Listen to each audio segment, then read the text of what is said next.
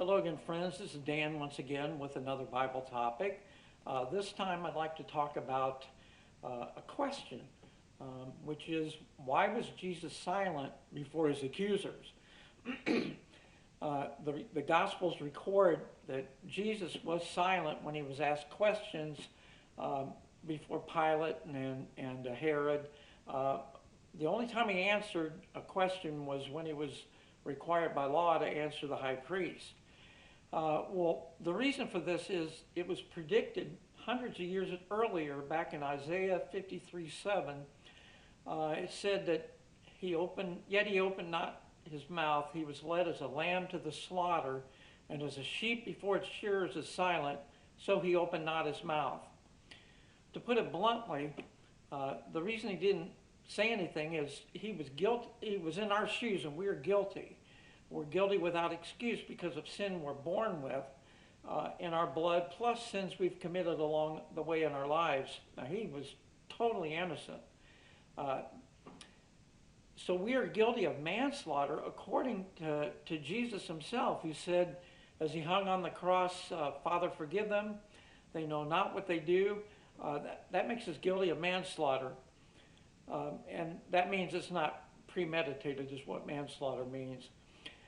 Jesus represents the Old Testament model of a city of refuge. The city of refuge, there were 6 of them, 3 east of the Jordan and 3 west of the Jordan.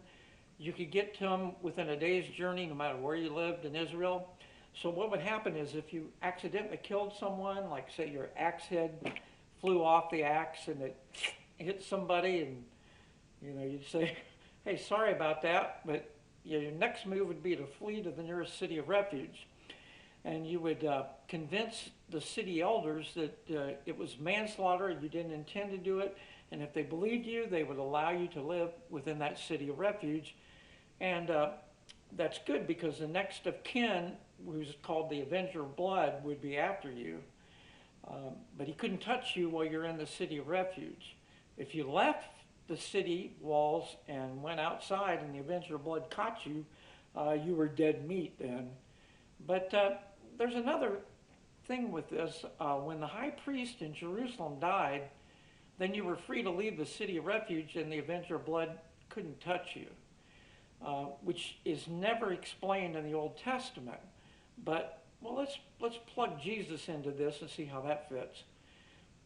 He's our city of refuge. We flee to him for forgiveness of our sins, and we're eligible because we're guilty of manslaughter.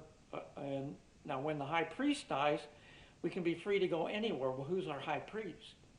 Well, once again, it's Jesus. There's lots of symbols throughout the Bible, and they all point to Jesus. Here's one more, Barabbas. His name means the son of the Father. He was a murderer that deserved and was sentenced to death. Jesus, the real Son of the Father, took his place on the cross. Barabbas now, after switching places, he enjoyed the rights and privileges of an innocent man, and Jesus, an innocent man who was 100% man and 100% God, switched places and took Barabbas' rightful punishment. You and I are in Barabbas' shoes. Please check out the links below, and may God richly bless you.